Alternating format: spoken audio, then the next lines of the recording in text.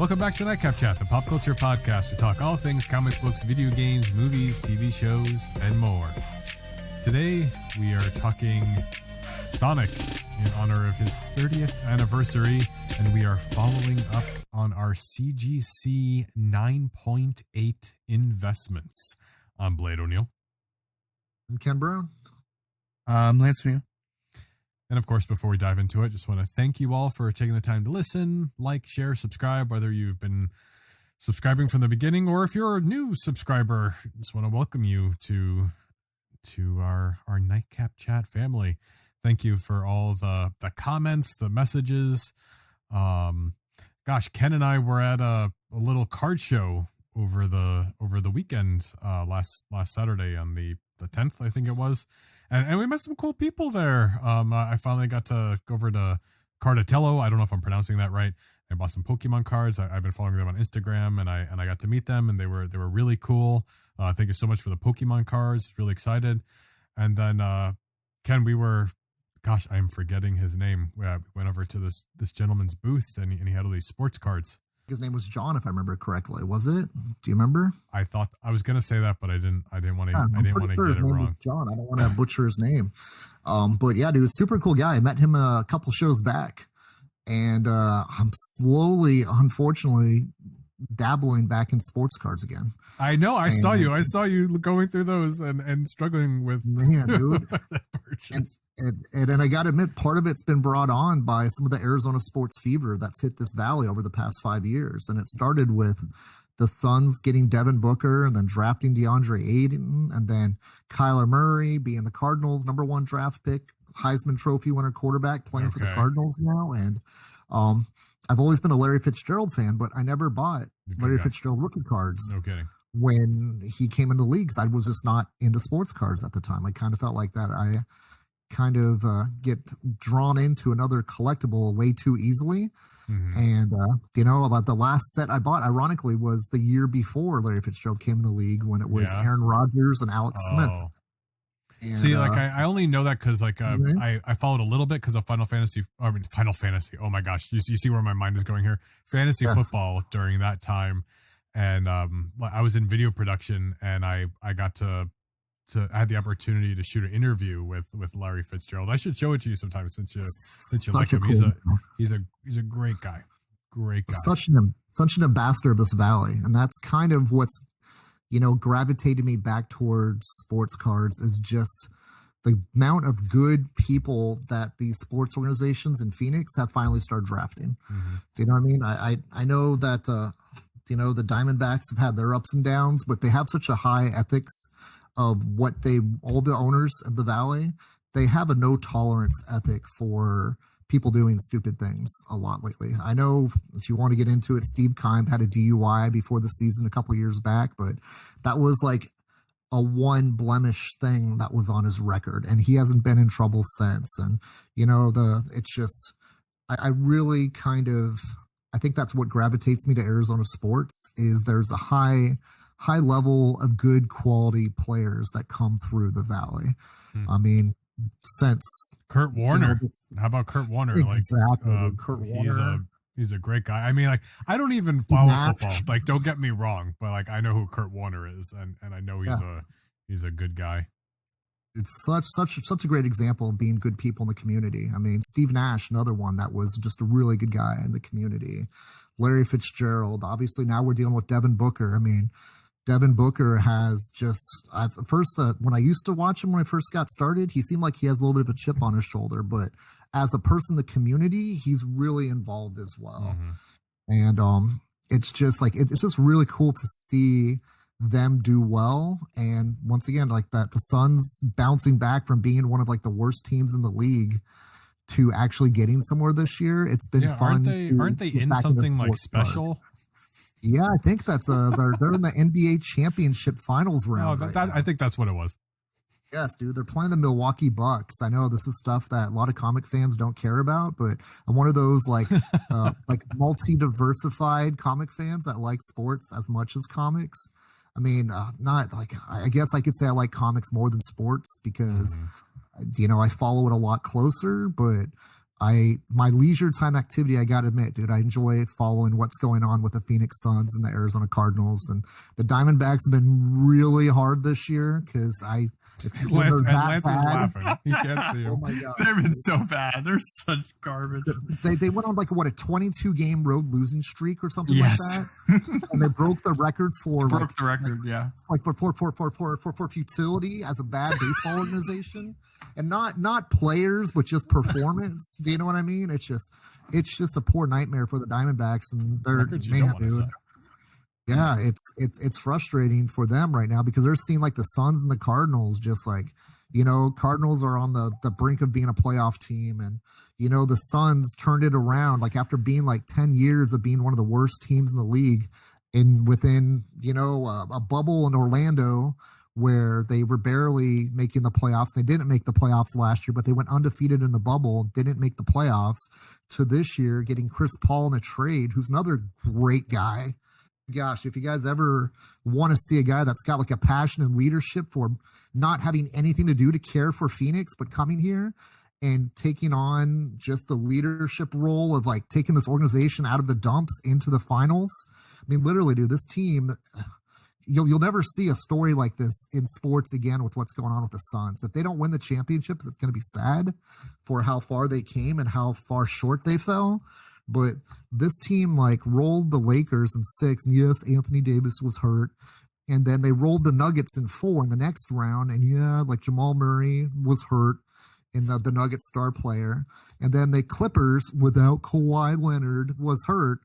And they swept through the Clippers in 6 games. And now they're playing the Bucks, and they were ahead 2-0. They got drilled last night. They lost by 20 points last night in Milwaukee, but 120 to 100, but it's going to be a good series. The one thing I love about the Suns this year is every time they lose, they come back with a performance that's really solid the next time around.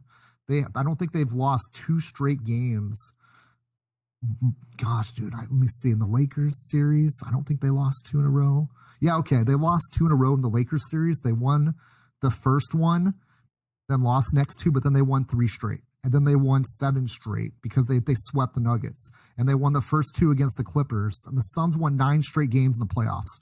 That just doesn't happen.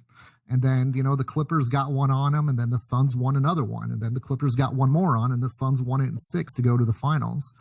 And it's just the city is just, I still think in 1993 when Barkley was here, it was a bigger phenomenon of the Suns getting to the finals when they're playing the Bulls because it's Barkley versus Jordan. But this city is like on fire for the Phoenix Suns right now. So you're telling me the Suns, they haven't put a hit out on them yet? Not yet, dude. That's that too. Oh, like gotcha. That makes sense. The Giannis, the forward. Wait, every series they've had a star player hurt. It must be the Suns putting out a hit on the team. It has to be it, right? They're like, I was like, hey, what are you talking let's take out this guy's knees before we play them. All right, we got this now. All right, take out this guy's knees. Yep, okay, all right. The league did their best to try to make sure that we got knocked out against the Clippers because Chris Paul tested positive for COVID during the playoffs, and he had to miss the first 2 games of the series against the Clippers. That's and they biological still won those warfare. 2 games. Yeah, and so I said too, it's like, I'm not saying the NBA's fixed, but this has been fun to watch a team get all the right breaks when it's your team and not some other team because your team's getting all the bad luck. So just for people like me who have no idea what's going on, where are we at with this championship series? Is it 3-1 now, or it's going into the 4th game? It's the Suns got the 2-1 lead. But the next game is in Milwaukee before they come back to Phoenix. And then it's Phoenix like that. That's 2 games in Phoenix, 2 games Milwaukee, 1 game Phoenix, 1 game Milwaukee. And then the final game, if it goes 7, would be home in Phoenix. Got it. Another interesting thing, too, is every single playoff series the Suns have been in so far, they won on the road. So now that the Bucks stole one from us in game 3, if we win game 4 and 5, we get to celebrate winning the championship in Phoenix. If it goes further to 7, the only thing you don't want to see is watch the Bucks win in 6 now. Yeah. Do you know what I mean? If it goes to game 7 win or lose, it's happening in Phoenix. So that's going to be a fun way to finish the NBA Finals, either heartbroken or there's a big freaking parade all through downtown Phoenix. That's how this is going to play out. Oh, all right. Well, to make you feel a little better about the Diamondbacks, they at least got the NBA. I mean, the NBA, the MLB draft just happened like 2 days ago. Who'd they draft?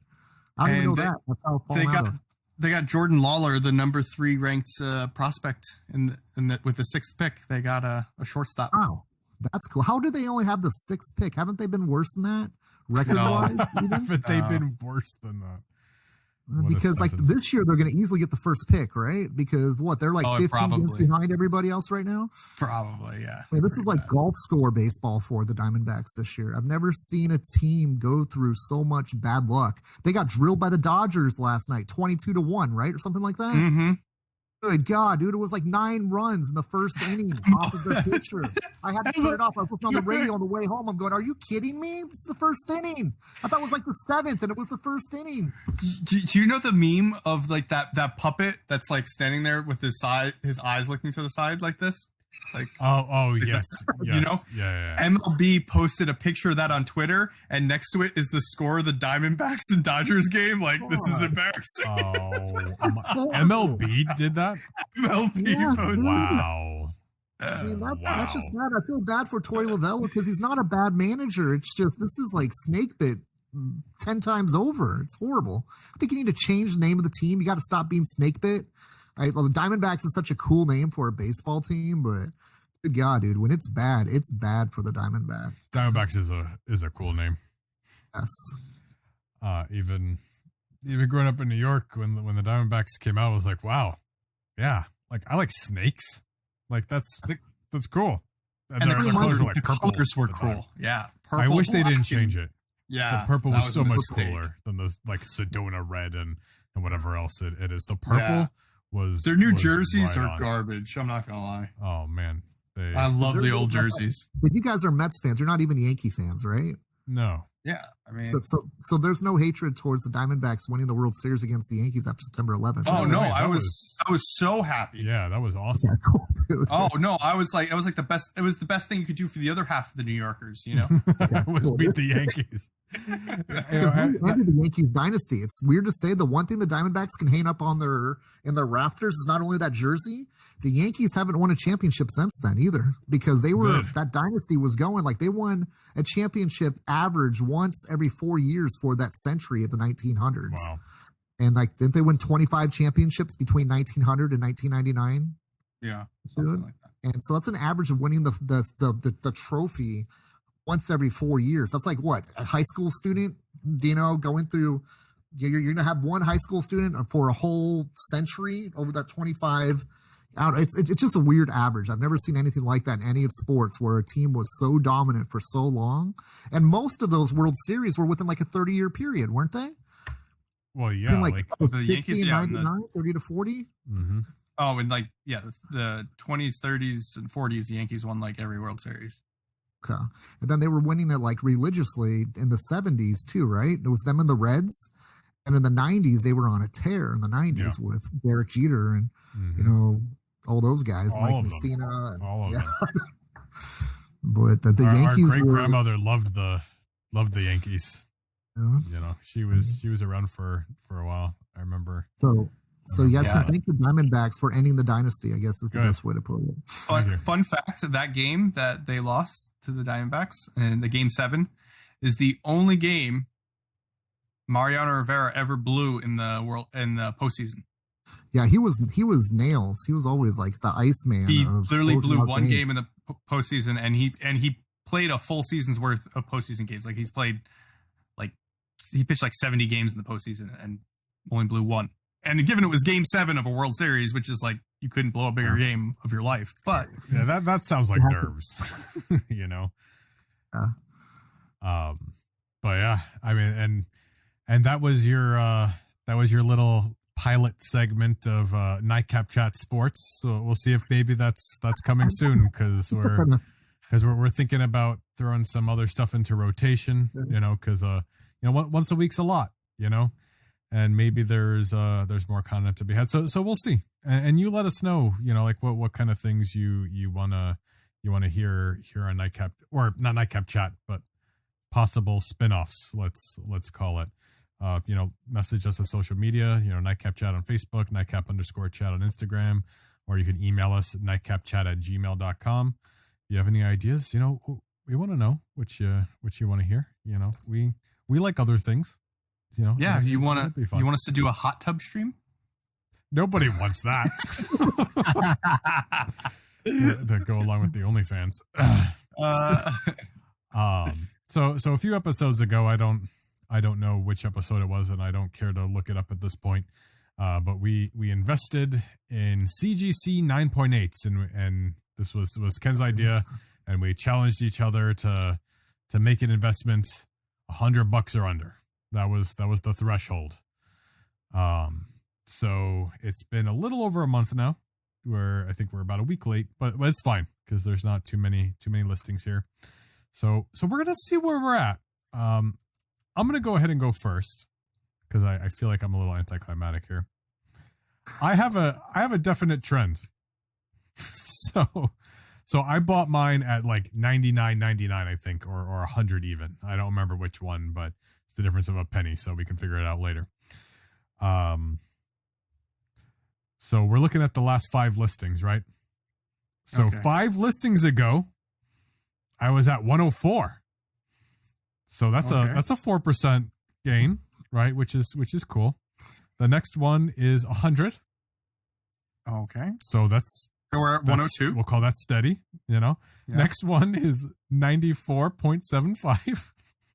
Yeah, that's not good. The next one is 89.99. What's going on with these books? We've got a trend. Like $97. Yeah, we see we see what's happening here, right? And the last one to sell on eBay was 75. So I'm doing really bad just based on the last one alone. What was your That's average? So What's the average on that? I gotta break out the calculator here.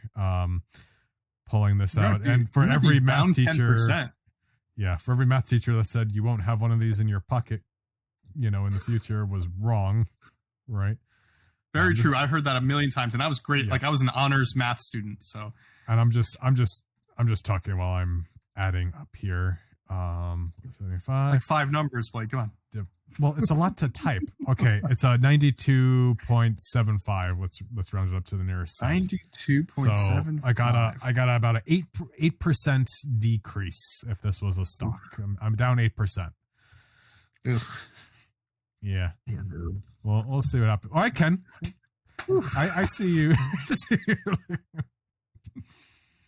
Well, I've always thought Star Wars was, kind of the way to go. If there's a Star Wars opportunity, you take the chance on it. Yeah. Obviously, the Force is in the dark side of this investment on me right now. Hoping to see the light, kind of like Darth Vader at the end of Return of the Jedi. But right now, man, dude, I'm swimming in the lava pits when it comes to what's happened in my book over the past month and a half. No kidding. I got it pulled up right dude, here. I'm not too happy with what I'm seeing, but I said to you, I'm going to try to stay to the light side of this investment and believe that it could bounce back. So many new appearances, so many new characters in the Star Wars universe. I'm just waiting for someone to say somewhere in some Disney Plus type of realm to say, oh, look, the High Republic's getting a TV series, then everything will turn it around for me. But right now, that's not to be. That is just not to be. And can you refresh us what was your investment on this? I went with the Star Wars High Republic #1 Anindito variant. I can't even pronounce the artist's name, but it's got 5 new characters on the cover of the book. I mean, it's a great looking cover. It's not the A cover, it's the B cover with 5 new characters on it. I liked it a lot. $69.99. $69.99 was yours? Yes, and that was mine. And it's I thought it was going to be a no-brainer. I mean, hey, I got 30% below the $100 was hoping on, but then I started watching what's going on afterwards. And so the last 5 listings we're looking at, right? Yeah, I got them written down here if you don't have them handy. So as far as definitive sales that we can't, because we can't see best offers, you got 64, 65, 51, 87, you had a little jump and then back down to $59.99. And that was most recent to later. That comes out to an average of $65.40. So that's only a slight decrease. Yeah. So that's still not as bad as mine, because mine is a full 8%. Because you were at $69.99, right? So what do I have to do to get the percentage of that, Lance? What do 65.40 divided by $59.99, right? Yeah. Whoops. 60. And before you guys just like, oh, Blaze bad at math. No, so that's 93.4%. So negative 9.3%. So 7.6. Yep, 7. So negative 6.6%. Is that right? I'm sorry. Yes. My bad. Negative. So you're down 6.6%. So you're better than Blade, right? Is that you're doing better than me. you're still negative, but you're doing better than me. Oof, man. I'm only seeing 4 listings for mine because 2 of them are best offers. Yeah. So for Lance, I got a 125. It's 120. Yeah, a 169. Which is pretty good. 169.95. That's the problem. We and then we have a best offer. Another best offer. Okay, then 100. 100, and then there's 89. The one I bought. That 89 is the one I bought. Interesting. So there's a couple of ways to slice that. So let's see what's happening here. So if we do the last 5, we're at 85. So but that was sold before mine. Let's just see the difference here. Because those are 2 interesting numbers, right? So we're at 125. You got the 169.95. We've got 100. We got the 89 that you bought, because that's how few of these have sold. Divide this by 5. So the last 5 listings, which includes the one that you bought and the one before that, you're at 114.59. Okay. So that's the average of the last 5. So that's a plus.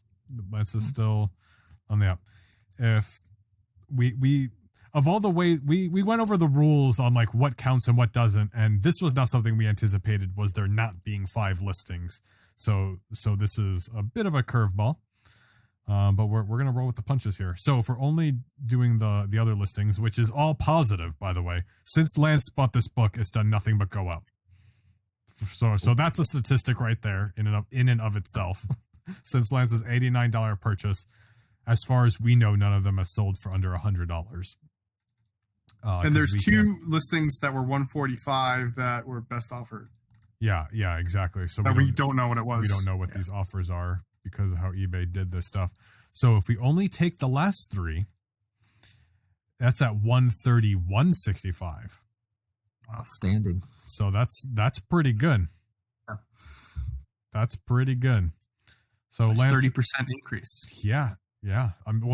Well, you got an 89. That's more. That's more than that. Yeah. That's way more. Yeah. Because you're talking about $50 on 90. You know. You're looking at close to 50 to 55% increase. Yeah, something like that. So what's the average you're saying on it? The average is 131.65 on his $89 investment. And so as everyone has their calculators going, we're going to have an answer here. So it's at a 68 no, I'm not doing that right. 32%, right? 32% increase? Right. No, that's not right. Be like 1.47%, 147% higher. So is that like a 47% increase? Yeah. That's pretty good. Hmm? So regardless of how you slice this, Lance is definitely winning. Yes. We gotta make some comeback. Yeah, we'll see.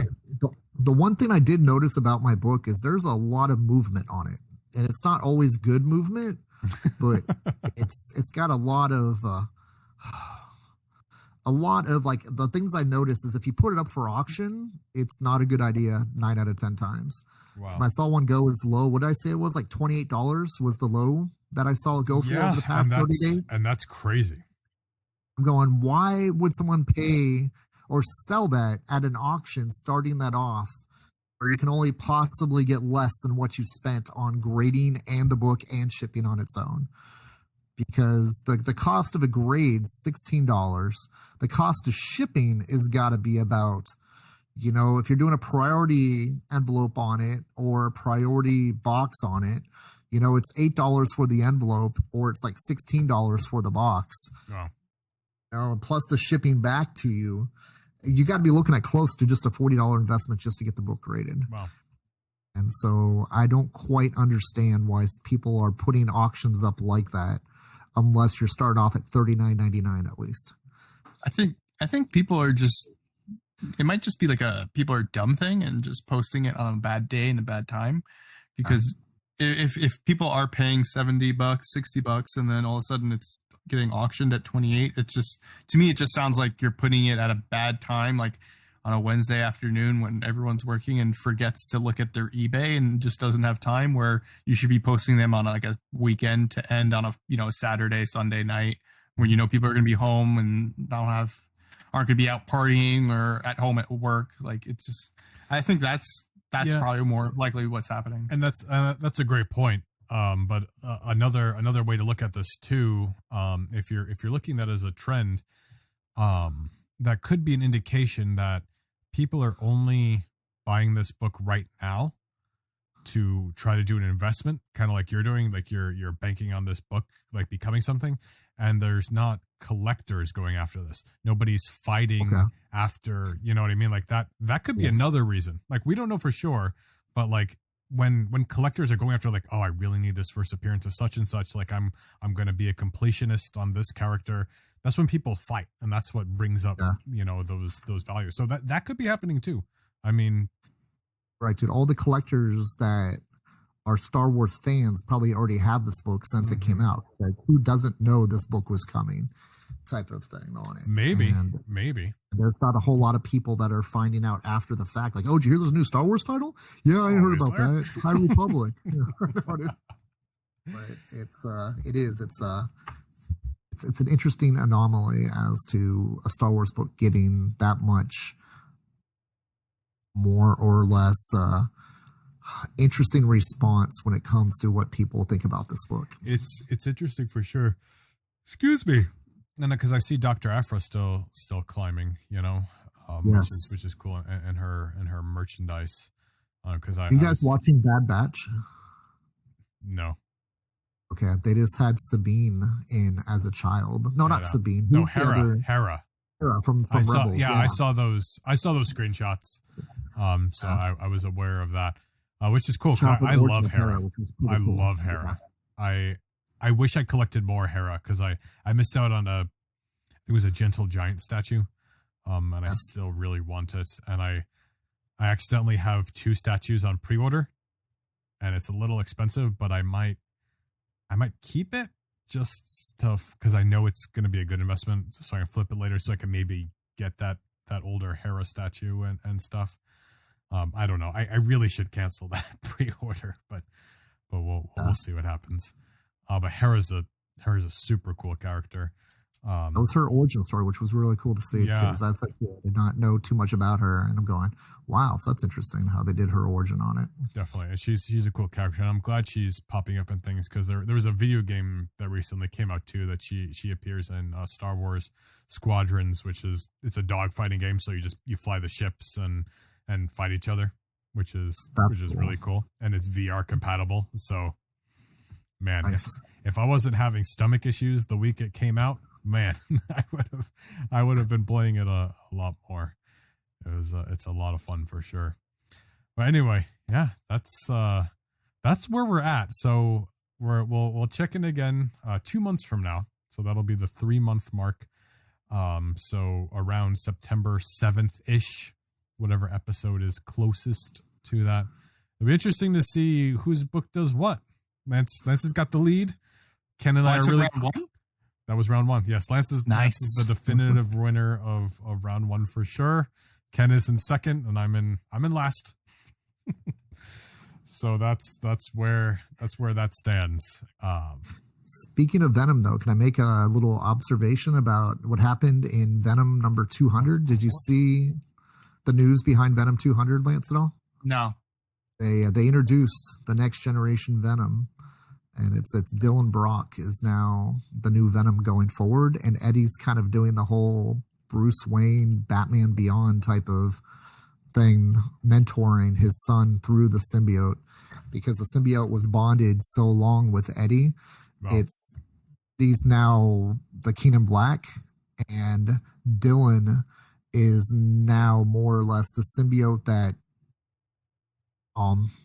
he wore has been passed on to his son Dylan, and he more or less is the go-between. Like the suit and Eddie still communicate with their son about how to become more or less the superhero through the suit. So it's an interesting little take on a new version of Venom that's going to be starting up in the new series. That's going to be written by Al Ewing and drawn by Brian Hitch. That's coming out soon. That's cool. That's awesome. Where if somebody was interested in finding these comic books at like a local comic shop in maybe like the Phoenix metro area, where would be a good place to maybe pick those books up? I would suggest probably a little store in downtown Glendale called Geronda Comics at 5801 West Glendale Avenue in Glendale, Arizona. You may find one of our voices in there on a regular basis, and probably maybe 2 or 3 of the voices in there on a basis as well at certain times. Absolutely. So it's a nice little shop. I highly recommend checking it out. We appreciate it. And yeah, dude, thanks for asking, Blade. I appreciate it. Absolutely. Definitely have to go check that place out. Definitely. I was in there over the weekend picking up my Witchblade Volume 1, which I'm really excited to dig into. And gosh, if anybody knows when the next volume of Witchblade is coming out, if you can just email me at nightcapchat@gmail.com, because I don't understand what's happening. I Google it. Top Cow, what are you doing? Do you need a podcast to sponsor to let people know when the new books are coming out? Because if you do, like we are open to sponsorships. Yeah. So Top Cow. I'll even move. I'll wear a Witchblade costume on stream if we need to do that too. Like I'll wear one too. We can. I'm not sure if anybody wants to see me wear one. But I'll attempt it. Or the darkness, I guess. Right? That's the darkness. A little bit of necromancer. Well, I'm really excited. We could all be rising stars. Wasn't that a Top Cow book too at one point? Straczynski, Rising Stars. Was that under Top Cow? Rising Stars, Top Cow. And they all hear Blades clicking the keyboard. Yes, it's a comic published in 1999. Top Cow Image Comics. Yes. I feel the TV show Heroes was loosely based off of that. Really? Get out. It's not. Jeff Loeb, do you know what I mean, did his own thing for Heroes, because Jeff Loeb was one of the contributing writers to Heroes. Yeah. But if you read Rising Stars and watch Heroes, it's a very similar type of thing. But with Rising Stars, it was the kids of the people that were at the event when this event raced across the world and mutated babies inside of people that were pregnant, and certain people were born with powers for the first time. And I feel that was like loosely even based off of Jim Shooter's New Universe back in 1987 when they did the White event, where this huge white light happened over Earth, and then the next day people started waking up with abilities. Wow. Interesting. So, yeah, it's all good. I'm ready for more Witchblade. Do you think that was a good slogan for Top Cow? The Moo? Moo? Yeah, why not? I mean, you remember Marvel when you used to play the video games? Marvel. They used to be Marvel. Like just like the girl ASMR. Marvel. Girl whispering in your ear, Marvel. It was short lived. It didn't, and we're talking pre MCU. Like they were, they were really trying to figure out. They were licensing things out. You know, like this was. I would attribute it to them trying to save themselves, right? Because like they must have been facing bankruptcy at the time, right? Because then they were just leasing out Spider-Man, and they were leasing out all the movie properties at the time, like X-Men, whoever would take it, and they're doing the movies, but they were also doing video games, you know, and they had some good ones, they had some bad ones, you know, like there was X-Men Destiny. right? Was the side scroller fighter? Yes, X-Men Legends, and you had those weird ones like Marvel Rise of the Imperfects. Was that what it was called? Yeah, Oh, I yes. don't know. Yeah. You do know that, Ken? Yeah. Remember that? Yes, I do remember X-Men Rise of the Imperfects. I was trying to remember something that had to do with Apocalypse, but it was the Imperfects thing. Well, wasn't no, that there one? there wasn't Apocalypse. There was X-Men Legends Apocalypse. That was the second X-Men Legends game, which Okay. eventually spun off the Marvel Ultimate Alliance games. It was the same kind of top-down. Is it dungeon crawler? Is that the right Yeah, style? so. I guess something Yeah. like that. Those X-Men Legends games, both that first one and the Apocalypse game, was really cool. And I remember that was one of the first times I got to play as Deadpool in a video game, Oh, that's because cool. Lance had it on GameCube. And I was just excited for him to unlock Deadpool. I was like, I get to be Deadpool in a video game, because like I collected Deadpool in the 90s, so that was something that was really cool. The X-Men Legends Rise of the Imperfects, was that? I mean, maybe there's something I missed because of the time period that like it was out, and I don't think I was really reading comics at the time. But did that have anything to do with anything in the comics? Am I wrong? Because I feel like there was Ken just nothing. brought something out here. Can you guys see that? I can see it. X-Men. Uncanny It'll- X-Men. LJN limited toys. I was gonna say these over LJN games. See, I think that's the original Uncanny X-Men game. What? Is that in like the same packaging? What platform? It's Nintendo from my 1988. Yeah, Ken, that You need was to a- get Ken, go get this graded. it was shrink wrapped by Bookmans because I thought but it it's was in original but it's packaging, too. still in really good shape. I wonder if the instructions are in there because I'm afraid to open it up, to tell you the truth. But then this I remember buying. If you guys are going to talk about Marvel games, I remember buying that when it first came out. Yes. Oh man. Remember that? I remember it, but I never got to play it. But I remember it being out Oh my and like God, this wanting game to was play it so because it fun, was a game surrounding Carnage. Like what's cooler Yes. than that? Yes, dude. Well, there's only one more thing cooler. And I don't mean to like just kind of go off the rails with this here, but you guys maybe bring my back gosh. memory. Oh my gosh. Came with the Maximum Carnage watch. They still have. Get Wow. That was the pre-sale incentive of ordering it ahead of time. Are you And I'm serious? pretty sure it was Babbage's or Sam Goody. It was right across. I was working in the mall at the time at Champ Sports, and they had the pre-buy for it.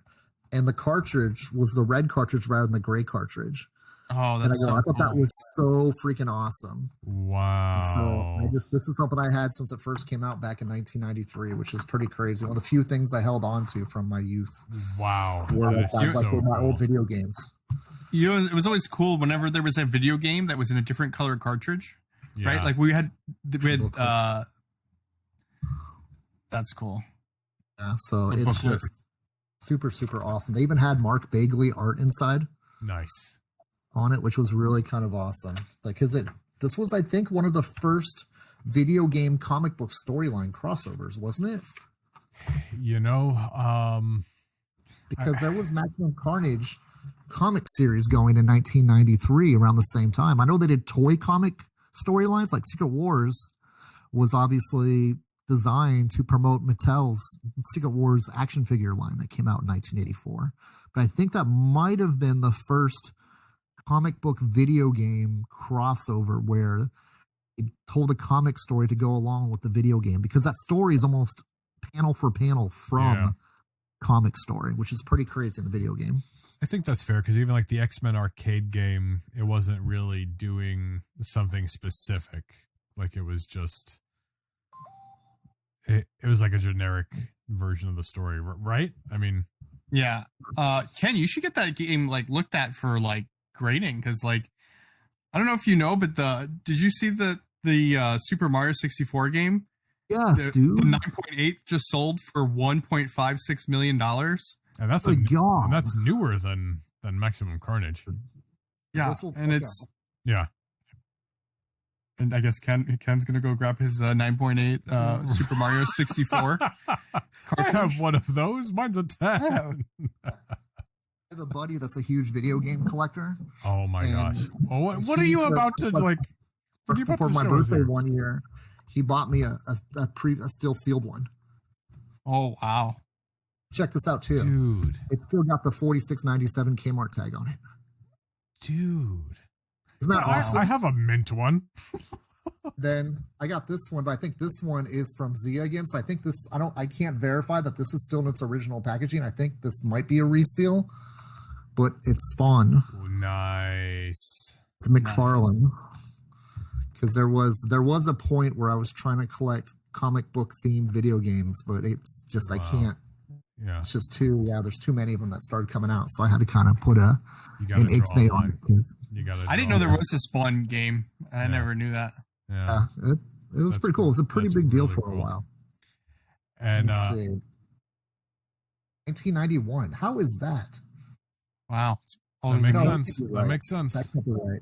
1995, because it said licensed by Nintendo from 1991, Nintendo of America. Okay, so they didn't renew their copyright in 4 years. What is going on with that? Okay, so it's just talking about the Nintendo seal was copyrighted in 1991. Gotcha. That's my bad. Got it. And Lance, to answer your question, I pulled up Wikipedia, which is a very reliable source of information, of course.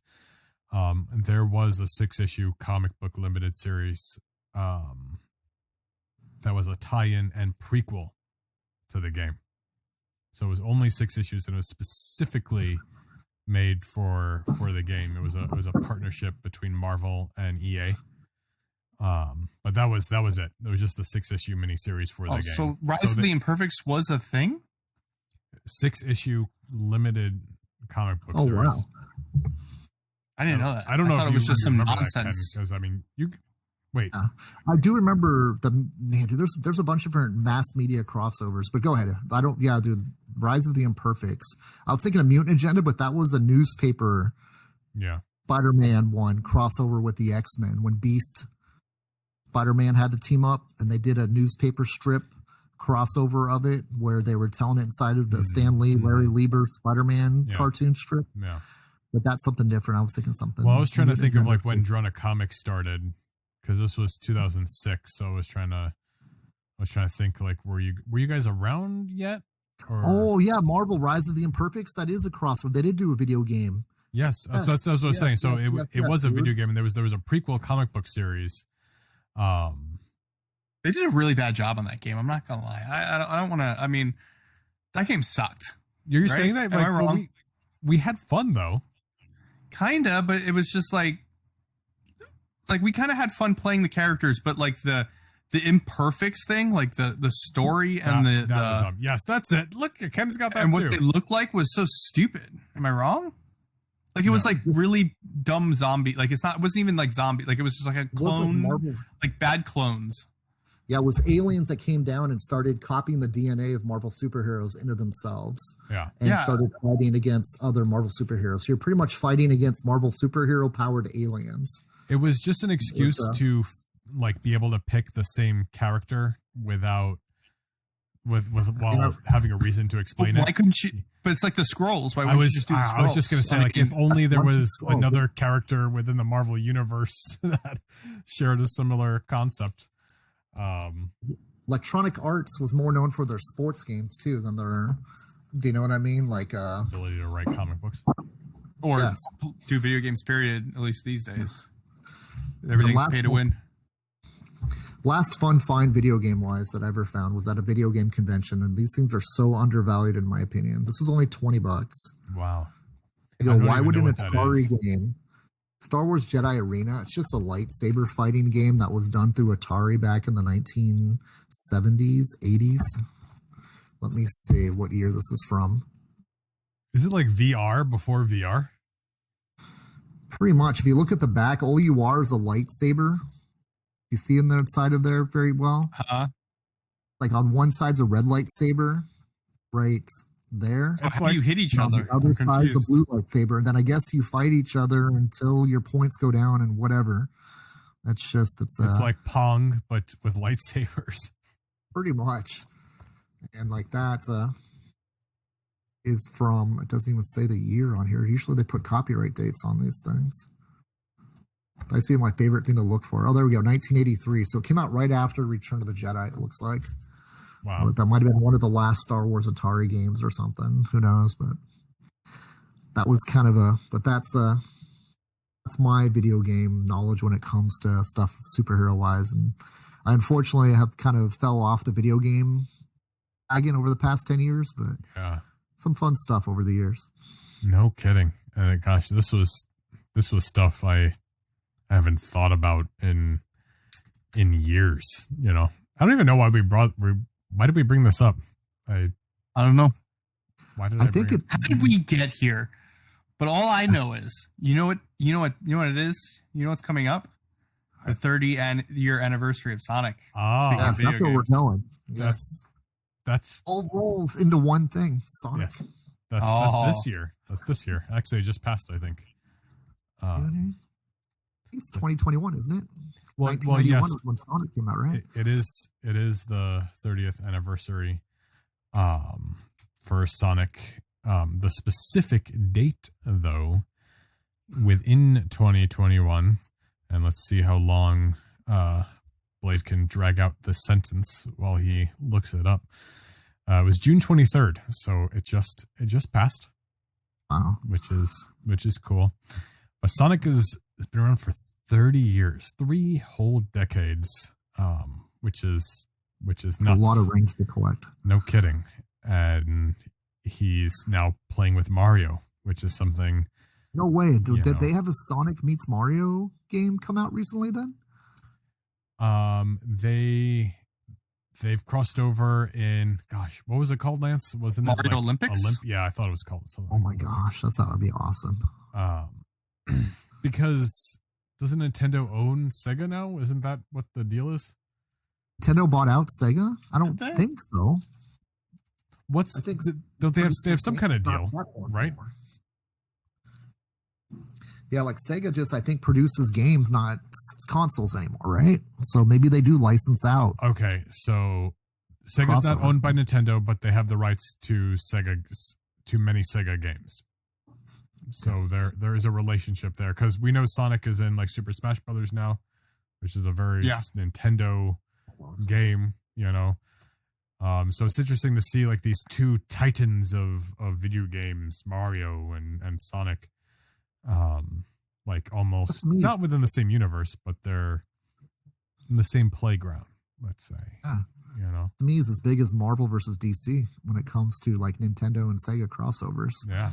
Back when I was growing up, like you just never saw that stuff happen. And speaking of bad like slogans, like Sega, didn't you just praise Marvel for their Marvel? Sega. It was the same thing. So Marvel ripped off Sega. Well, no, but like Sega was obnoxiously loud. Like, you know what I mean? If someone's like screaming it in your ear, where it was like nice Marvel, like it was like nice. That was really nice, and I was like, yeah, let's play this game. Yeah, that's exactly. Fair enough. Anyway, yeah, Sonic, and we all have different. I think we all have different like entry level, or not all of us, but maybe us and Ken have different entry level Sonic games, right? What was your first Sonic game? Ken? It's scary, dude. I was a junior in high school when Sonic first came out. Wow. So we were literally playing it. I remember where I was playing Sonic for the first time.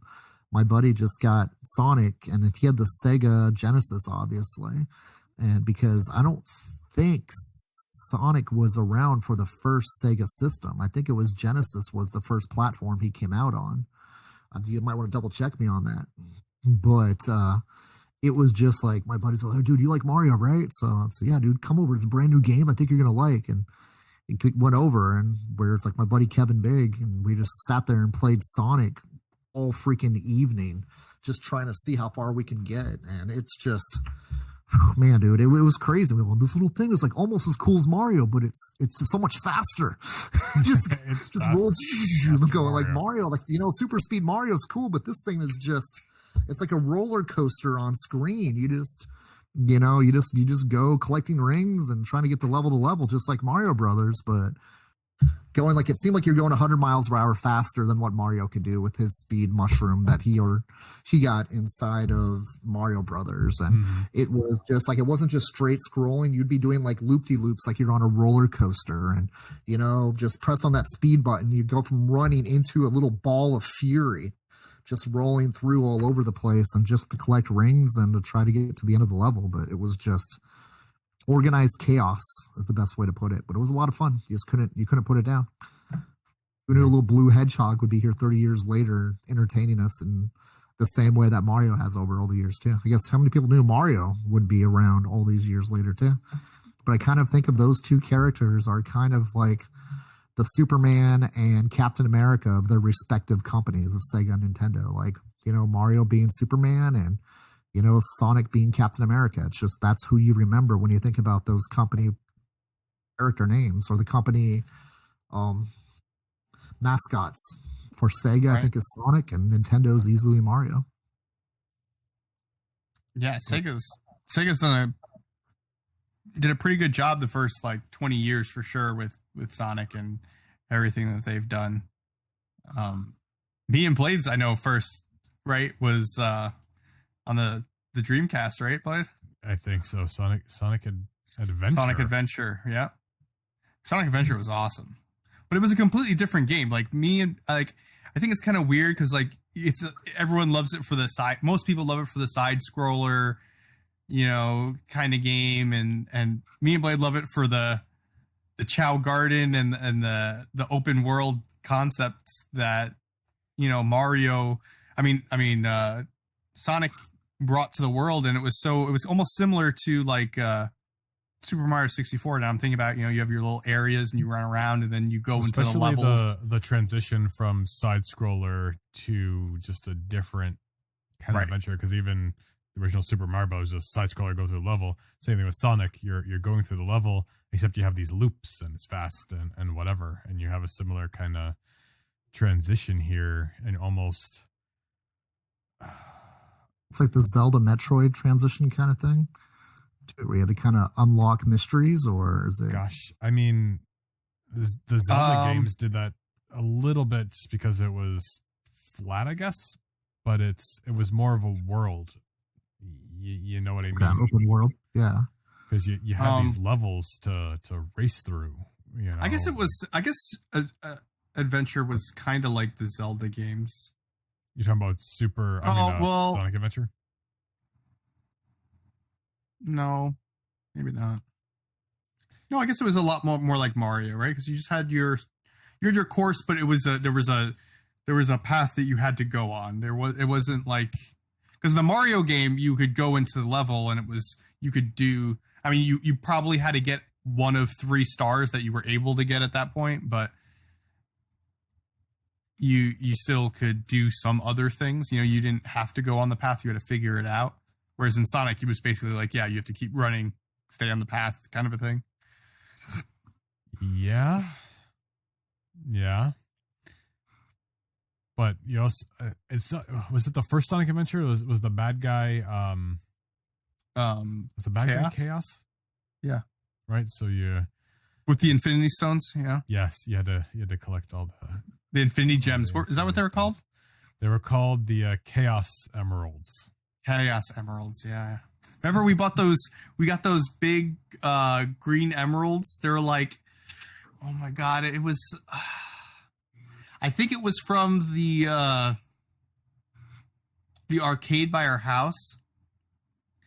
You know, if you get tickets, you handed them in, and they had these like emeralds. They were like this big, and there was like green ones, and it looked like it was just diamonds. They were like diamonds, and we used to be like, oh look, it looks like the Chaos Emeralds. Wow, that's cool. Do you remember that? I don't remember that.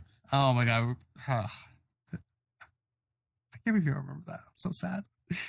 Gosh, they were so cool. You remember some things that I don't remember. But Chaos was like he was like a little blue water creature, alien, and his brain was, you see his brain like just floating in the middle of it.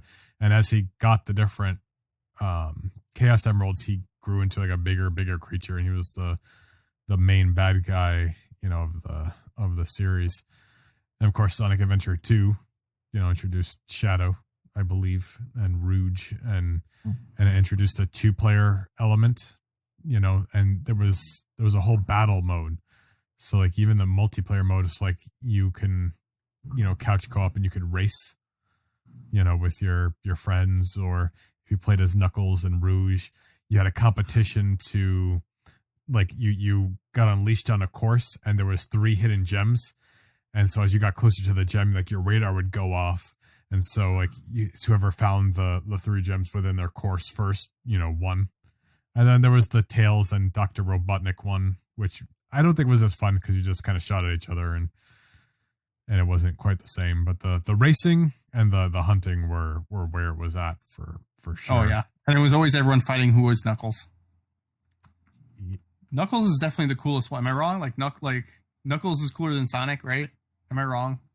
Am I offending a lot of people now that I'm saying that? Knuckles is very likable. I can see what you're saying on Knuckles, dude. It's like that. He is kind of like Luigi to Sonic, but cooler than Luigi ever was, though. Do you know what I mean? In a weird way of saying it, or more like Batman and Robin, even in a weird way of saying it. Oh, right. Wow. Or Batman, Superman, or Superman and Batman. Yeah, maybe that's Superman, Batman. Yeah. Because he's the equal. It's like where Robin's more of a sidekick, and Knuckles and Sonic are more of equal. So like Superman, Batman is a better correlation, I would say. I think Shadow's awesome. I don't know why, but Shadow the villain is Sonic or the villain Hedgehog is just awesome. Just kind of a, I don't know how you would compare him, like Reverse Flash type of feel to him. Yeah, kind of, because he was made in a lab. Wasn't he? I don't know if that's correct, but I feel like that's what happened. I think if I were to rank them, it would be Knuckles, Shadow, and then Sonic. Yeah, that's Sonic's the franchise. It's kind of like with me too. Is like Captain America is the franchise, but I would go Spider-Man, Iron Man, Captain America before Captain America, Iron Man, Spider-Man. Really? I feel like, to me, I like Captain America, but I mean, none of those guys are my favorite characters personally, but I think Spider-Man is like the definitive Marvel to like in what I think like the general public thinks. I could be wrong. I just say Captain America because he was their first Marvel more or less superhero type of character back in World War II. Yeah. And I guess you could say Human Torch, the robot, was first, but who considers him someone that's not Namor? Namor's not first. No, I think it went. Well, when it comes to like appearing first inside of comics publications back in the 1930s and 40s, yeah. And I think Namor was after Captain America #1, wasn't it? I'd have to take a look at that, but I'm pretty sure Namor was the order of like Human Torch, Captain America, then Namor, but it might be the opposite: Human Torch, Namor, and Captain America. But I know Torch was first, Marvel Comics #1. Yeah. And Captain America obviously is Captain America Comics #1, but well, I think some other golden agers that Marvel had too that just don't get any play anymore. Yeah. The original Angel, remember him? No. He has a I don't know mustache, that I realized it was different. What? Yeah, dude. He was like, what was he? He was in the Marvels project back when Marvel did their, was it 75th anniversary? Remember that, Lance? Back at like, what would have been the 75th anniversary? 2005, I think it was, or something like that. Or 2010. Oh, wait a second. You mean like, does he have like a red cape and like a Robin mask?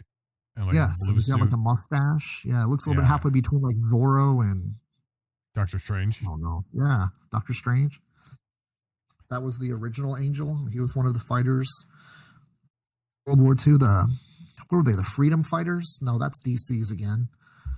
Oh man, I'm not as like proficient. Are you referring to All Winners Squad, V Battalion? Yes, thank you, dude. Scout like with Bucky and Angel and Captain America, Namor, the Torch, and then there was a female character that wore red. Oh, we talked about her before. Oh my gosh, dude. She had like a red derby and a red outfit. Yeah, I've got a picture of her right here. Miss America? Miss America? Might be. Let's see. She's got like a red outfit. Like the original Invaders, I guess, right? The Invaders? The original Marvel Invaders. They became in the 70s, but it was based off of the old Golden Agers. I don't know if they called them the Invaders back in there. I thought they had a different name. What did you say they were called again, too? I'm throwing away all my street cred right now. It's kind of frustrating. And I forgot. I already forgot what I said. You said like the Winners or something? All Winners Squad? All Winners Squad, yes. That sounds like something like a bunch of like 6-year-olds like we're coming up with like, I'm gonna let's be a superheroes. That is a horrible name, I'm not gonna lie. We're the all That's the stuff winners. pre-Stan Lee. Do you know what I mean? Because this is stuff that other people were creating before Stan Lee got a hold of ideas. Yeah, no kidding. And, well, I mean, Jack Kirby and Joe Simon with Captain America are, pretty impressive. Don't get me wrong. But other than that, I mean, I don't know who created original Human Torch. Yeah. Much less Bill Everett. I think, was he the one that created Namor? I have no idea. Yeah. Wait a second. Spitfire? Here we go. Spitfire. That's her, I think. Look a little bit like Firestar, but with blonde hair. Yeah. It's good. Spitfire Miss America came around the same time, I think, here.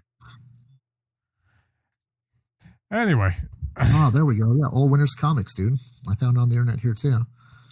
Who's the guy with the black, with the red cape? Because the Angel is the guy with the red, blue, and gold Superman looking.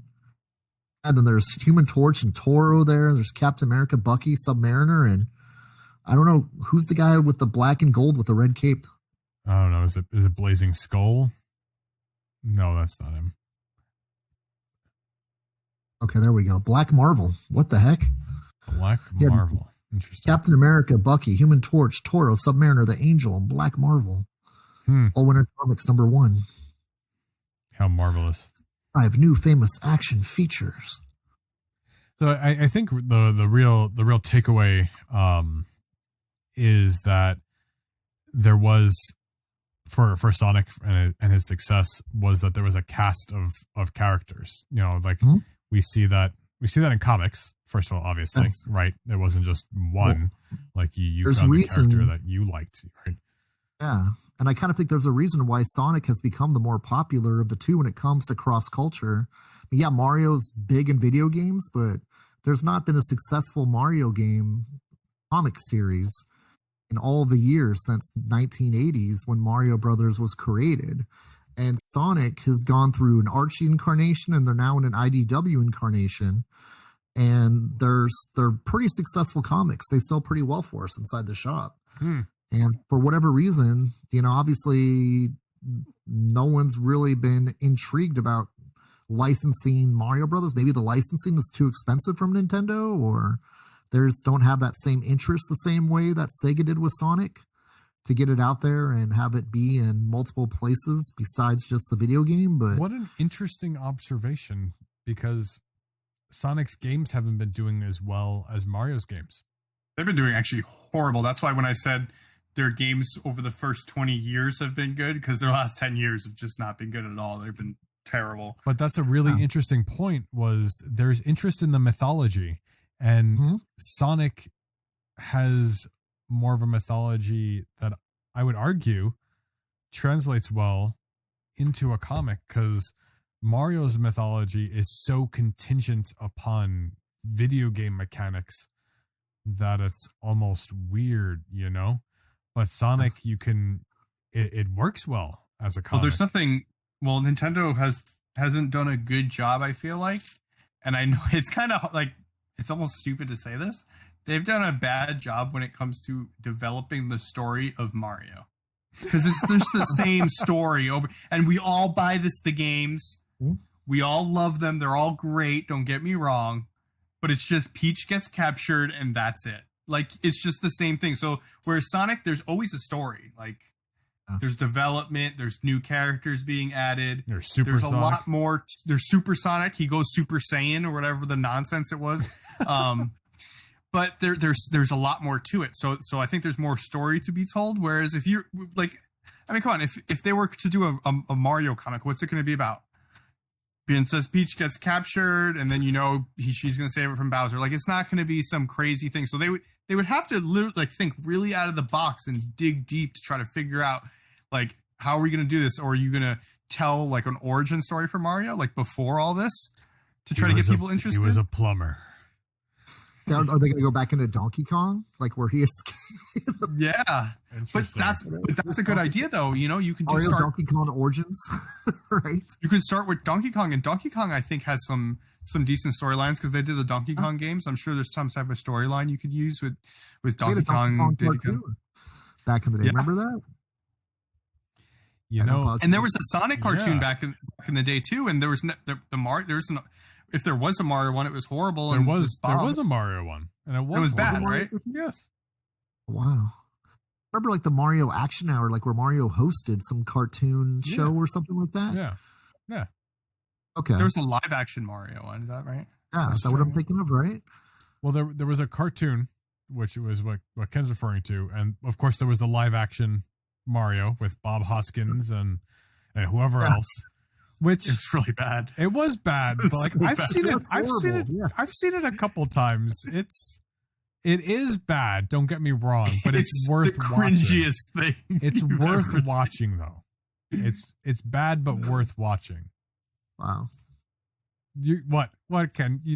No, dude, it's horrible. It's not worth watching. You don't think it's even worth just to experience it once? Oh, cool!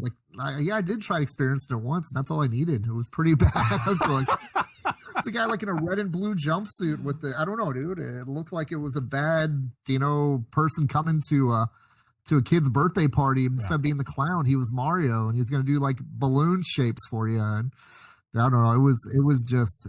It seemed very low budget what they were trying to do with them. Of course it was. But obviously that's why there's not a comic, right? My point is someone on YouTube probably was able to make a better thing in like 10 minutes than what they did with that.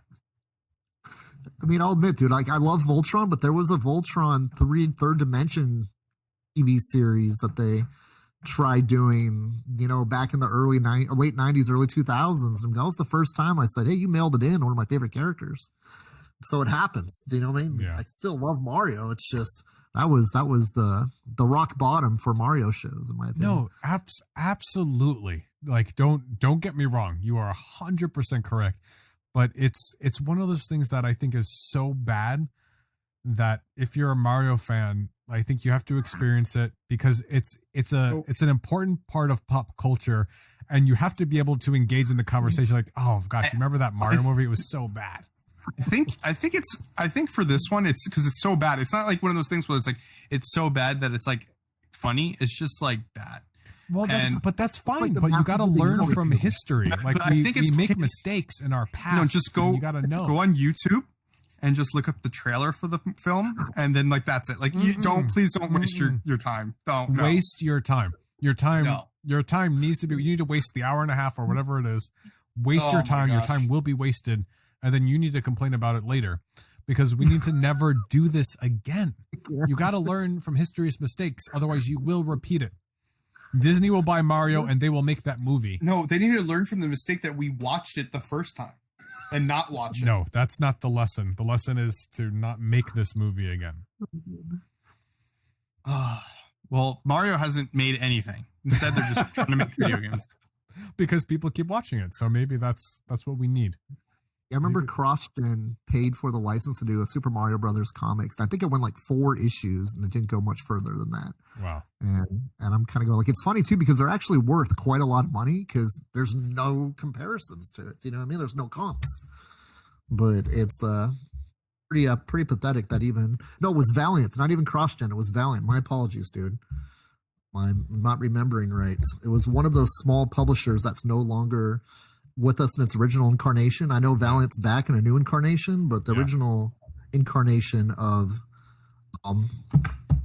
the Valiant publication had a Mario comic for a short period of time. And you know what's funny though is, speaking of like non-comic but still print media, how was Nintendo Power a must-have for kids, and Sega never did any kind of Sega magazine that matched what Nintendo Power did for us as kids? Nintendo Power, wasn't it like a must-read magazine? There's cheat codes in there. There was upcoming video games. It was brilliant marketing for Nintendo to get their products engaged with kids, and much less adults probably too that play the video games as well. I don't know why they wouldn't. Maybe I don't know if they felt like, as Blade would say, the juice wasn't worth the squeeze where they can get the word out via advertisements through like TV or newspapers and stuff for back then. Because obviously Nintendo Power is no longer around, right? And I don't know. I don't know why they wouldn't do that. Well, I think we kind of already painted the picture here. What we saw what Nintendo was doing with Mario. We see what Sega is doing with Sonic here. They were putting their energies into different things. Nintendo was really hung up with Mario working as a video game, and they weren't worried about the mythology. So something like Nintendo Power was something that was worth putting effort into because it's promoting it as a video game and it's video game content. And now you had Sega, who was able to license out Sonic and their stories, and they put the energy into developing the mythology to in turn sell video games. So it almost seems like it was different methods for the same purpose of selling video games. That makes sense. Right? Yeah. It's almost like Nintendo went like the Rock Band route for like fan bases. Mm-hmm. And then Sega went the storytelling route of building more or less mythology about their characters. Yeah. Different. Both are good. I mean, which one's better? I mean, there's pros and cons, right? Yeah. Because Sonic does have cool mythology, right? A fun fan fact about Nintendo Power magazine. Do you know J. Scott Campbell's first submitted artwork was to Nintendo Power? Out. No way. Yes. Wow. It's not crazy. Do you want me to grab it and show it? Oh, what, you have it? You have it? Yes, I have it. What? It's kind of fun. So he did a video game idea submission, and he had a whole more or less thing that he sent to Nintendo Power, and Nintendo Power published it for him. And it's when he was like 12 years old, 13 years old, so it wasn't like full blown J. Scott Campbell. Do you mind if I grab it for you guys real quick? You grab it. I'm gonna pull this up here. So we received this on nintendo.fandom.com. So what Ken's referring to is Nintendo Power Volume 6. So that's the 6th issue of Nintendo Power. So there's a whole section on this wiki article about J. Scott Campbell. Okay, so according to nintendo.fandom.com, he was 15 and he entered Invent the Ultimate Video Game Contest. And there's some drawings that he has here. So the stories, stages, controllers, actions won the first prize. And his work was featured on one page of the issue. And it featured one of his drawings. And Ken's got it right here. There it is. Called Lock Arm? Is that what it said on there? Yeah, like Lock Arm was the name of his video game that he tried designing for the contest. And if you look right over, now where's he at here? Where's this little punk J. Scott Campbell? See there with his little jacket and tie and my gosh. He is. Little mini J. Scott. I wish I could get it closer to the camera where it's supposed to be, but for those of you listening, you can just Google J. Scott Campbell Nintendo Power and you can find it. It's the May-June 1989 issue of Nintendo Power with speaking of do you know what I mean, people that crossed over from comics the opposite way into video games and into cartoons. The Teenage Mutant Ninja Turtles are on the cover. Mm-hmm. So how was that for a comic connection that J. Scott Campbell's on the cover, or not on the cover, inside the issue that is based off of the comic book created properties cover? Wow. How fun is that? So it's like a double comic book reason to buy this specific issue of Nintendo Power. And Absolutely. People love Ninja Turtles. Absolutely. But kind of a fun little piece of comic book history there through Nintendo Power, even though they did not really make it too much with comic books. They sure had an influence on a very famous today comic book creator, J. Scott Campbell. And looking at the sold eBay listings, you can buy this right now. The last one sold for $15 plus shipping. So Like, are people sleeping on this? I mean, what do you think? Is this a good investment or a bad investment? If you like J. Scott Campbell and you love the history behind J. Scott Campbell, this is something very few people know about, and it's a great coffee table piece for conversation at any comic shop, at any comic book fan, room, or any type of just J. Scott Campbell fans. I think you need to have this in your collection, just to tell you the truth. I mean, mine's not for sale. I apologize. But if you can get it for $15, I think that's probably one of the coolest things that you can put in your J. Scott Campbell collection. And get him to sign it. Absolutely. He'd probably flip out if he saw this. He'd go, "What? How'd you find this?" Dude, we know J. Scott Campbell. I'm gonna do that, or he'd probably do a, what do you call it, a cease and desist, or what do they call that, where don't come within 15 feet of me. A restraining order. Restraining order on you? Yeah, dude. He would either do one of those two things. Take the chance, Just like, what's his name? Sheldon inside of Big Bang Theory. He got a restraining order from, was it Stan Lee, right? Yep. Yeah. But those are the fun pieces of history I think is great to find inside of things that are not comic books, but comic book related people in today's world got their start or got their first, like, hey, I can do this. This is fun moments, which I'm sure that was probably J. Scott's like moment. 'Cause he said in there he wanted to be a video game designer, which is funny that he stayed with comics, but he probably could design video games, obviously, if he wanted to. Mm-hmm. How cool. So there's a little fun fact for you J. Scott Campbell fans. It's funny he keeps coming up. Like, I don't know how many episodes now in a row. We got to make a J. Scott Campbell collection of our episodes on Verbal or YouTube or something.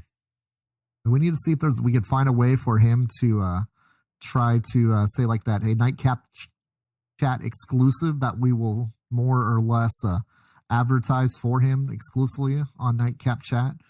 Ooh. To make some kind of J. Scott Campbell exclusive that is available to the Nightcap chat shop or something like that. I don't know if he would go for something like that. He'd probably say, yeah, dude, just give me $40,000 and I'll make the cover for you. We would definitely have to pay for it. That's probably not. I don't know how that would benefit him, but something to the fact of like, how can we get him a benefit of us continuing to pump his name? Because he would get to draw us in a hot tub. Yeah. With the black while we're wearing Witchblade costumes. just had to bring it around full circle. So I one thing I want to bring up about Sonic, because we only glossed over it very quickly, was the Chow Gardens. Did you ever play Sonic Adventure? I did not. Yeah, I kind of wish I did. I have the Sonic video game where it's got like, I think 4 different Sonic games in it. I don't know. I haven't played it too much because, once again, as I got older, I didn't have as much time to do it, but I'm not even sure which one I have. I'm going to go take a quick look. Okay. But in Sonic Adventure 2, or was it both of them? In both of them, I think. Both of them. Okay.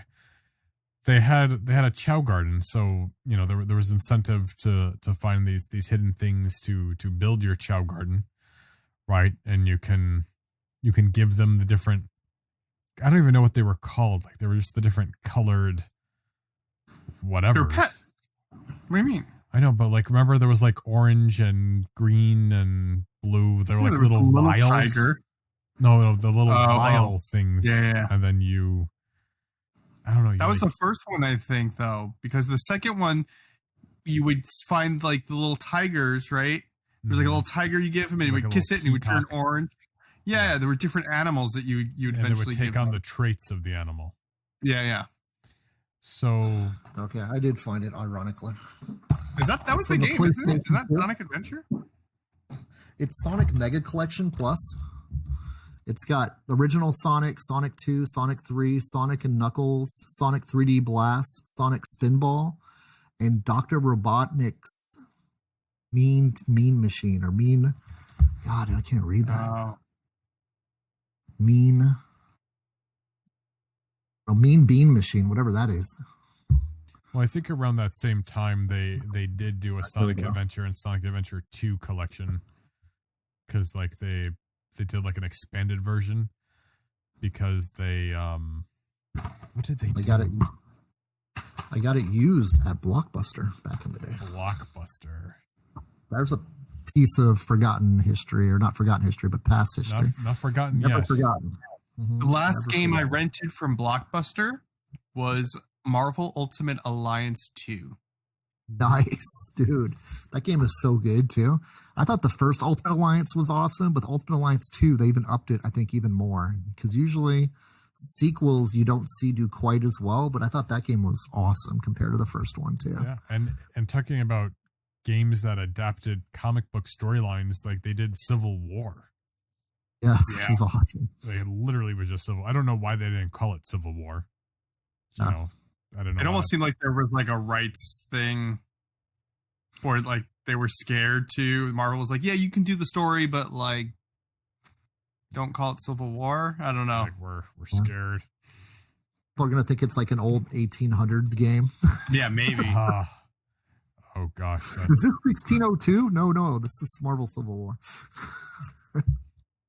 The game was cool also because like if you wanted to play as all the characters, you had to play it twice. Because you had to pick a side. You got to the point because you played through the game for like an hour or two, and then it was like choose your side. Are you with Iron Man or Captain America? And then that means you can only pick certain people. Oh yeah. Because you had to be on their side. Hmm. But the game was so good you did play it twice. Yeah. And wasn't that the first one where they had Deadpool be part of the mission? Because Deadpool wasn't in the first one; he was in the second one, right? I'm trying to remember if he was in the first one. Yeah, I don't. But see, Deadpool was in X-Men: Age of Apocalypse, which is pretty much like the same franchise. Like it was like the same games, you know.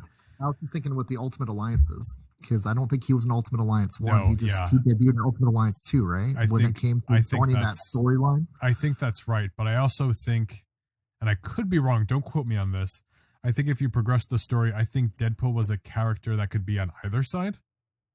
Oh, wow. Yeah. I think so.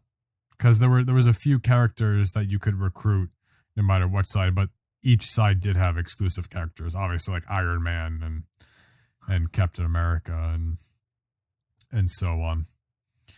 But yeah, some of them you could it didn't matter. But yes, of course I was excited for that at the time.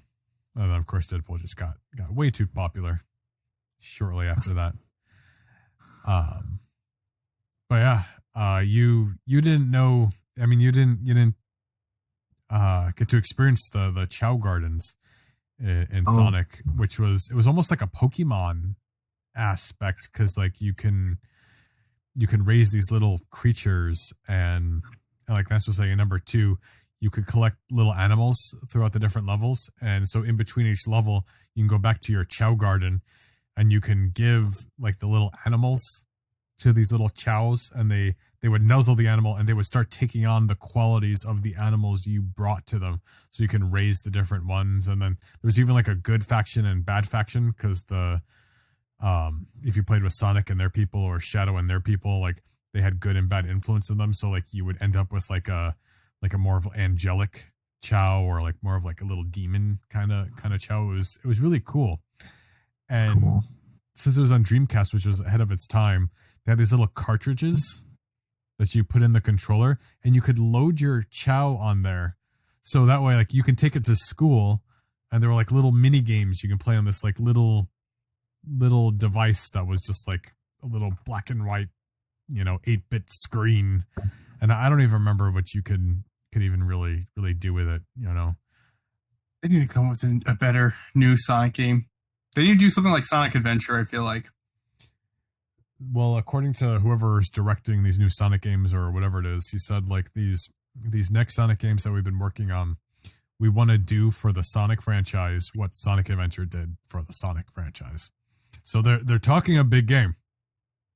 Their head's in the right place.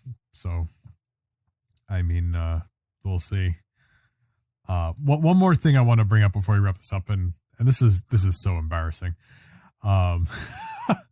we were in, I guess it would be junior high school, I think, around the time of Sonic Adventure 2, and when we were playing it. So like when you like pass notes in class, right? Just that whole concept. So me and my friends, we had a notebook, right? And we were kind of writing our own like fan fiction, kind of, to extent. Like we had characters, like Sonic characters we made up. And in school, the kids don't do this at home or whatever. We would draw out little maps, right? So we'd have the character and we would draw a little map and we would pass it to the person who would play the map. And then we had to draw like what we would do. And then we would mark it if they got it right or wrong, or if they fell for like one of the traps we drew and didn't see it. It was kind of stupid. Most of the time you saw the little traps that you draw, or you collected the coins. But we would like we would draw out like our own like little video game maps, and we would play them on the paper in class.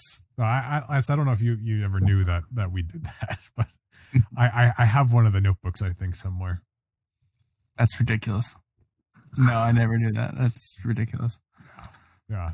I gotta tag some of my old elementary school friends in this episode and bring them to this time marker. It'd be awesome. You guys can go find them and like put together like your own little map mission of Sonic together, like on a like almost like an investigator putting together, trying to find the criminal of the different threads leading to one mission. Yeah, that'd be kind of hilarious. I don't remember if I saw it, relatively recently, because in the previous house I lived in, I had the garage flooded, and I had to like go through a lot of things. So I don't remember if it was from that or if it was one of the recent boxes after we moved after that. So I might not have it now, but I definitely saw it recently, which was cool. Awesome. The whole concept of passing notes in class, is that no longer a thing because everyone has cell phones now? That's no texting in class now, right? Right? Am I wrong? Like, do kids pass notes in class? Like, why would you? Everyone has a cell phone. I don't know. I guess, we have teacher friends. I guess we should ask. I guess so. I don't know. Because because at first, like, you couldn't have phones in class. Now you can, but you just can't have them on. So what is it? And who knows? Any other Sonic comments before we wrap this up? I'll just like go blue for another, what's it, 30 years now. Yeah, maybe start making some good video games and don't worry about the lore as much, like Nintendo. I don't know what to say. Balance is key. Yeah. Hopefully we get some good Sonic games here in the near future. I appreciate you all taking the time to listen. If you enjoy the podcast, don't forget to leave those 5-star reviews on platforms, especially like iTunes. What was your first Sonic game? Let us know on social media. We're Nightcap Chat on Facebook and Nightcap_chat on Instagram. We're also on Twitter. You can let us know, and we'll see it eventually, I guess. Ken? Yeah, dude, thanks again for listening, guys. It's a fun chat, as always. It's like you can find me at drawnacomics.com, Drawnacomics Facebook, Drawnacomics Instagram, Twitter, and of course at the store and located in downtown Glendale. You may have heard earlier in the show, 5801 West Glendale Avenue. It's a place where to find all kinds of cool comics, and just wanted to give a quick little plug for Spider-Man's last storyline before Nick Spencer gets off the book. They are doing a major crossover for the Sinister Wars. So if you guys ever liked the Sinister Six or any of the forms of Sinister Syndicate or Sinister, any of the different types of incarnations of the Sinister Six over the years, they're all coming to head to try to take out Spider-Man, and this major story coming up starting this week. But that is all I got to say. And you can catch me on Twitch, Twitter, and Instagram at Tales of Lance. And if you care about any of my nonsense, I'm Blade O'Neill. I'm on social media. My voiceover producer page is Blade O'Neill on Twitter and Instagram, and Blade O'Neill VO on Facebook. got an audiobook coming out soon that I'll announce, which is fun if you're into the nonfiction kind of feel good type stuff. And I've got a video game that I'm going to announce very soon that I'm a part of. It's a lot of fun. It's kind of a mystery kind of thing. I think I don't think I can say anything beyond that. But it was a lot of fun to voice. I'm really excited to share that with you guys soon. Play a really cool character. But we appreciate you all taking the time to listen. We love you. Be safe. And we will catch you all next week. Okay, everybody. Have a good week.